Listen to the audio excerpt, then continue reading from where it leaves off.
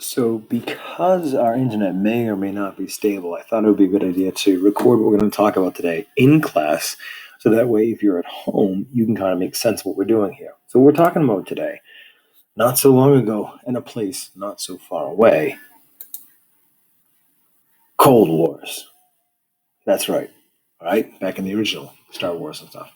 Used to have a song that plays with it, but Google Slides is not as good as PowerPoint. So, you're stuck with this. So, where are we? Well, we're in chapter 11. Peace. The great powers have finally subdued their common enemies, and the world is rid of aggressor nations, i.e., Japan, Italy, and Germany. However, as the world rejoices at the defeat of Nazi Germany, new conflicts are beginning to emerge. Conflicts, for example, that the wartime alliance between the US and the Soviet Union, which is quickly falling apart. With their conflicting ideologies, these two superpowers soon find themselves at odds. Engaging in smaller limited wars, these two superpowers thwart the other's foreign policy goals in battlefields spanning the globe. Thus emerges the Cold War, as these two superpowers begin an age of espionage, suspicion, and fear.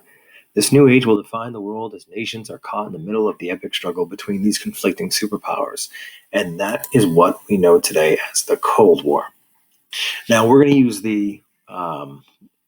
we're going to talk about the Cold War, the early years, just the very, very beginning, the first year or two of it, just so we understand the lay of the land, because understanding the lay of the land is going to help you figure out what's going to happen moving forward, how this thing plays out. So this here is your typical political cartoon, and you can kind of see, right? You have the two sides, one's U.S., one's Soviet. I'll let you figure out who's who. But you have all these incredibly powerful weapons, but on no account are they to be used because the enemy might retaliate. So you're using bows and arrows instead. And that's really what the Cold War is. The Cold War is the US and the USSR kind of constantly trying to one-up each other, turn up the tension on their adversary, defeat their adversary's goals in smaller countries around the world, and really put pressure on them. However, the goal is to stop short of using these nuclear weapons. And that's the problem with the Cold War, is that you're always one follow-up away from nuclear annihilation. So let's talk about it. Why did the Cold War happen? Well, the first thing you have to understand is the ideology, right? There are two sides of the Cold War.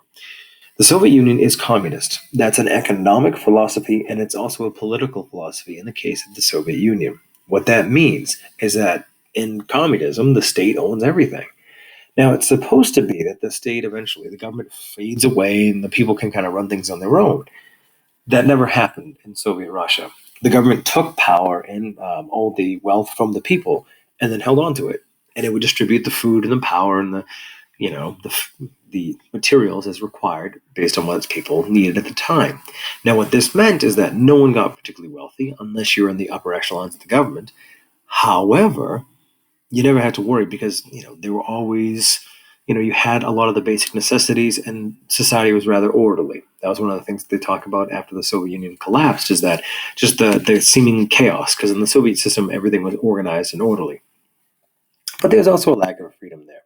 In a capitalist society, it's, again, economically capitalist, but politically democratic. And what that means, you've kind of maxed out on freedom. In a capitalist society, you are free to make as much money as you want. That's the economic perspective. And you're also free to vote and say your piece and run for office and do what you like in terms of the political domain. So you have lots of civil liberties. The problem with that comes tremendous insecurity. There's no one there who's going to feed you when you're starving. There's no one there who's going to ensure that you get great success. You have to work for it. You have to be, come up with a better mousetrap. You need to find a way to be successful. And there's a hell of a lot more people that are not successful than are successful. And in a capitalist society, in many cases, the idea is that you're supposed to, get places based upon your skill. But we know tons of examples of people who get places based upon their what they inherit from their family or other advantageous positions, what have you. Now, the same is true in communism, don't get me wrong. Like, Stalin's kids were well off, aside from having Stalin as a dad. All right, but the idea here is in a capitalist system, people are left to their own devices to make as much money as they can or they want, and they're free to use it as they see fit. In a communist system, you're not. And so there are pros and cons here, and you kind of see all the different examples down below. So let's talk about this. All right? During the war, there are a number of wartime conferences between Franklin Delano Roosevelt, the President of the United States, Joseph Stalin, the Premier of the Soviet Union, and Winston Churchill, the Prime Minister of England or Great Britain. Now, the four of them had met on several occasions. Three of them met on several occasions. Tehran, Casablanca. There was one where they met Yalta, Potsdam. They'll have another meeting later on as well. But at Yalta, the Allied leaders agreed to divide Germany up into four occupation zones. And the idea is that instead of slapping these terrible reparations upon the German people, the Allied powers are going to divide Germany up, extract what they feel are fair reparations, fix that part of Germany up, and then move on. At Potsdam, there's a change. FDR has died, so now you have the new president, Harry S. Truman, and Churchill lost an election, so he's going to be replaced by Clement Attlee. So Stalin, who's been there for all these conferences, is now kind of in the middle of these two new guys, if you will. Now, they agreed to new European boundaries. The problem is that the boundaries on this map don't actually coincide to the reality. So case in point, they all agree to the boundaries of Poland versus Germany versus Czechoslovakia versus Austria. And while those boundaries exist and they all recognize them, the influence that is going to be on the Eastern European countries from the Soviet Union is intense. And so there's going to be a little bit of difference there. You can see here the picture of the three of them at Yalta. So this is obviously Churchill, FDR, and Stalin at Yalta. And then here you have them at Potsdam. This is Churchill, who's going to be replaced by Attlee, Truman, and Stalin. This is also the meeting, keep in mind, it's in Germany because Germany surrendered. Okay, so this is the meeting where Truman's going to tell Stalin, listen, I've got a really powerful weapon here that against Japan. And most accounts say that Stalin was just like, yeah, whatever. Okay, yeah, good for you. And didn't really quite grasp what Truman was trying to tell him that was going to happen to Japan basically a month later. But neither here nor there. Another thing they agreed to is the creation of the United Nations. Now, this is different than the League of Nations. The League of Nations was created at the end of World War I, but it had no enforcement ability. In other words, it had no wing that could enforce what the League of Nations determined. So if someone was a bad actor, there's nothing you could do about it. The United Nations is different. It has that. So it's an international organization to prevent war, and promote peace. And it has other functions as well. You see it advocating to feed the hungry, to cure the sick, to educate the little kids, all that kind of stuff. So the United Nations has wears many hats, if you will. But its primary job is to promote peace and prevent war. As a result, it has 5 permanent members, along with 10 other temporary members elected to a Security Council. Now, the Security Council members have the authority to send peacekeepers into areas where there's potential issues. So these are countries that you can send peacekeepers into this region and that region. The only issue is that we don't typically see it that often because your 5 permanent members all have veto power, meaning if any one of them doesn't support it, then it can't happen. And the problem is that given the geopolitical realities of China, US, and USSR/Russia now, what is something that the 3 of them can agree on? Typically not much. Also know why these 3 are the permanent members of the Security Council, because they are the 3 countries that won World War II. That's why they're the 5 permanent members. So unlike the League of Nations, the United Nations has some teeth to it. Maybe it doesn't use it as much as it may want to.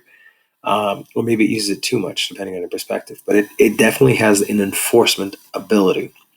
If you're thinking to yourself, well, why don't we use it against, how come China's doing what it's doing to the Uyghurs? Or, what about the Russian, the Russian people that just kind of can't keep ending up dead? Putin's enemies, they die in weird ways. Like, what gives? You can't look into it because, as we said before, the veto power of China or Russia. So you might get the U.S., maybe England, maybe France will be like, yeah, sure, let's take action there. But as long as other countries have the veto power, that's it. And oh, by the way, for what we're saying against China or Russia or whoever, there's things that people will say against the United States or Great Britain or obviously France as well. So this is kind of the ideological kind of foundation that you're in here. All right, you have the United Nations, an international organization in which you're promoting peace, but you're also breeding for ideological conflict, right? The USA is capitalist, the USA is communist, they're complete opposites. They had allied against fascism, but now differences are going to emerge. Now, one of the questions people ask is, why is it the U.S. and USSR? Like, how come we don't put Great Britain on the standard, or some other countries? The reason is simple: the size. The United States before World War II, we were a strong country, but so was the USSR, Great Britain, France, Japan, Germany. Like, there was a bunch of countries that could claim to be world powers prior to World War II. But the damage of World War II, I mean, it just laid bare the vulnerability in some of these countries. Germany was devastated. Japan was devastated. Britain devastated with all the constant bombings and the Battle of Britain and the Blitz, but also financially strapped. They cannot support their colonial empire anymore. They're toast. France, same deal. So really, by the time the war is over, the only two countries left standing are the US and USSR. But keep in mind, please, that the US is in a significantly better position than the Soviet Union. The Soviet Union is powerful, but nowhere near the strength of the United States. And the reason for it is pretty basic. We saw how far the Germans had invaded into the Soviet Union. I mean, hell, they made it almost to the port of Kazakhstan when they got to Stalingrad. So you're talking about millions of people killed in the Soviet Union, cities destroyed, all that stuff. In the United States, we didn't have that level of destruction. So our infrastructure, our factories, our schools, they're all intact. In Russia, many of them are not. And this is also the time period, obviously, Rocky III. You're looking at all the different examples of the U.S. versus the USSR, because this ideological conflict is going to bleed into all these other atmospheres. So when you look at Miracle, was it 1980 Olympics between the Russians and the U.S., we act like that was the gold medal game. It wasn't. That was the game to get into the gold medal game. But it takes on this huge meaning because it's like, well, whoever wins, that's the better ideology, based on a hockey game or a boxing match or a chess match. So you begin to get the idea that this is a mentality, an adversarial mentality that leaches into all aspects of life. All right? Now, to understand what we're talking about here in terms of the actions that some countries take, the USSR lost roughly 20 million people. And Stalin was determined to make his country secure in the future. And that kind of makes sense. I mean, when you think about it, Russia was invaded from the West in World War One. Russia was invaded from the West in World War II. If there's a World War III, perhaps Russia will be invaded from the West again. So the Soviets want to maintain their safety, right? And it's important to them because they lost 20 million people. The United States, 400,000. So again, you're talking about upwards of 40 times the amount of people lost in Russia compared to the United States. So as a result, Soviet Union, aka Stalin, they're going to maintain an occupation in the territories that they traversed to get to Germany and defeating Nazis. In other words, all these countries that existed in Eastern Europe that the Soviets kind of rolled through to get to Germany, they're going to maintain their control over those countries. So Poland, Czechoslovakia, Hungary, Romania, Bulgaria, Yugoslavia, Albania. The only notable exceptions are going to be Greece, that's one, and then Austria is the other one as well. Austria is going to end up being more of a American support, in part because of the occupation zone that we had initially. All right, so the Soviets build this wall of friendly countries, and the idea is that this is their buffer. This is going to keep them safe because in the next war, they want to fight over Polish territory or Czech territory. They don't want to fight on Russian territory. They want to fight on someone else's land. And again, they want that because they lost 20 million men and women in World War II. All right, that hurts. That's a lot. Now, the U.S. and the West, we view this differently. All right, so this line of countries that are going to be dominated by the Soviet Union. Now, keep in mind, these are independent countries. So Bulgaria, Romania, Hungary, Czechoslovakia, Poland, these are independent countries. However, the Soviet army is there, and they are putting people in power that will be friendly to the Soviet government. So yes, they are technically independent countries.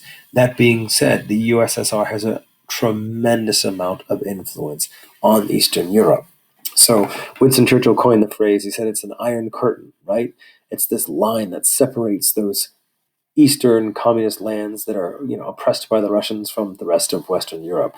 Yugoslavia is kind of a fun example because Tito, who is the leader of Yugoslavia, he liked communism, but he hated Stalin. So Yugoslavia is communist, so they're ideologically the same as Stalin, but they can't stand Stalin, so they go their own route.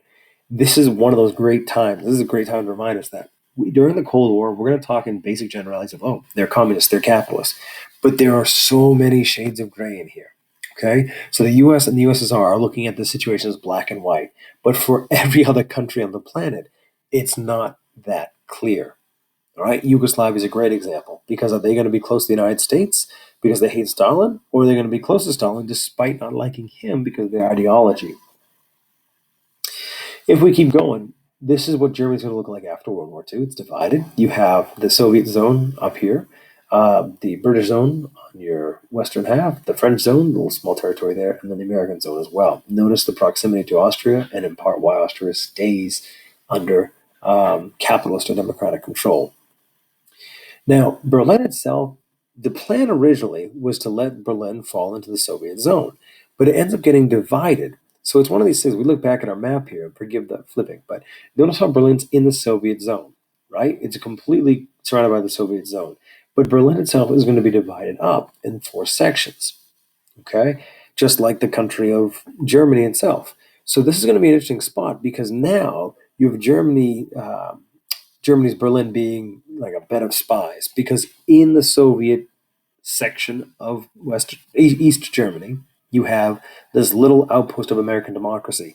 This is going to be an issue because capitalism creates wealth. It does, and it might not be fair in creating wealth, and it doesn't distribute it fairly, sure, but it creates wealth. And it's going to be real hard for the Soviets to justify looking at the rebuilding of West Germany or West Berlin in particular when they can see the Soviets on this side and the East Berliners, the East Germans, are in real rough shape. So it's one of those things that if you're living this side of Berlin, every day you look across the street and you notice that, wow, that part of Berlin is rebuilding. They're getting better. Like jobs are better. People are doing better. There's going to be a tremendous pull to move aside to the West. Not to mention, that's going to hurt your ideology because it's a stark example of one side being more successful than the others. There's a great example of this in North Korea, where they built gigantic not cardboard cutouts, but kind of like cardboard cutouts, like movie sets. So that from the south, you look north into North Korea, and it looks like this wonderful, prosperous cities, but the reality is they're just cutouts. Like they're not real, which is kind of funny. Now, the A bomb advantage, right? The United States, developed the atomic bomb in 1945. We believed, right? We believed that we were going to have that for quite some time. Right? We believed that the United States was going to have this A-bomb advantage for a significant amount of time. They actually developed within 4 years, in part because of spies. Right? And there's your mushroom cloud. So, just to recap here, after the war, who would lead the countries and form new governments was discussed. All right, the U.S. favors non-communists. All right, the USSR favors communists, obviously, and that's going to be in your eastern half of Europe, and this is going to be in your western part of Europe. All right, we're going to skip Greece and Turkey right now and get to the Truman Doctrine. And we're going to end it in just, I think, the next slide here as well. So, long story short, Greece and Turkey are under pressure from the U.S. and the USSR to, each join the ideology.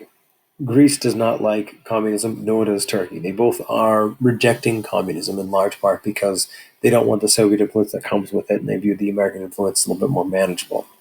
So what Truman does is he comes up with a doctrine, Truman Doctrine, which states that the U.S. will support all free peoples who are resisting subjugation by armed minorities or outside pressures. Now, the word communism isn't in there anywhere, but the meaning is clear. We're going to support anyone who's quote-unquote free and resisting subjugation by armed minorities or outside pressures. This will now commit the United States. This is the big one. This commits the United States to fighting communism wherever communism is. And I know it doesn't say communism, but you got to read between the lines and then look at it in context. So it's the Truman Doctrine that is going to get America more involved into foreign conflicts, foreign nations, and it is a clear departure from our isolationist policies. Every other time throughout American history, whenever we step outside our little shell and fight a war, strike a trade deal, whatever, we always go back home. The Truman Doctrine is the first time ever where we make it abundantly clear that we are staying for the long haul. So the United States is going to support Greece and Turkey and support the free elections and all that stuff against communism. All right, and that's going to go hand in hand with the doctrine of containment. Now, the Truman Doctrine is the idea of like, okay, armed outside pressures. It's more like the Soviets kind of putting pressure on your switch, or maybe communist China. Containment is the kind of the overarching theme here, right? The idea is that we're going to contain communism to where it exists at the end of World War II through the use of vigilant application of counterforce at a series of constantly shifting geographical and political points. What does that mean? Communism is a fire. Okay, think what is a fire? Fire needs fuel. So for communism to survive, it needs to expand. It needs to consume more fuel. Well, you can try and put the fire out by splashing water on it, putting it down, whatever. But that's gonna be war, right? If you're actively trying to put that fire out, so that's war. So how else do you know turn off a flame? How else do you just snuff it? And what you do is you have a candle, you put a glass over it, you deprive it of oxygen, and it just slowly burns itself out. That's what the United States is planning on doing with Soviet Union. We're going to constantly prevent their expansion, prevent them from gaining access to more markets, more materials, more countries. And by doing that, the Soviet Union will become weaker and weaker and weaker until eventually it just kind of collapses with them. Just like you deprive an oxygen, just like you deprive a flame from, man, I'm not tired. Just like you deprive oxygen from a flame, you would do the same thing with communism here. So, last thing, we're done after this. The Cold War, the conflict between the U.S. and the USSR. All right, and although full war doesn't break out, we are now maintaining our diplomatic and our military stances as if we are. This is the first time the U.S. is not going to disband our army once we're done with the conflict. We maintain its large size. We don't immediately break down all ships. We maintain a large navy, and that the Truman Doctrine and the containment policy are going to be major commitments on U.S. foreign policy, that we are now going to be an interventionist power. So we are an active power on the world stage for the first time in our history. I hope this makes sense, and I hope you got the live version instead, but if you didn't, we have it here. We'll see you in class.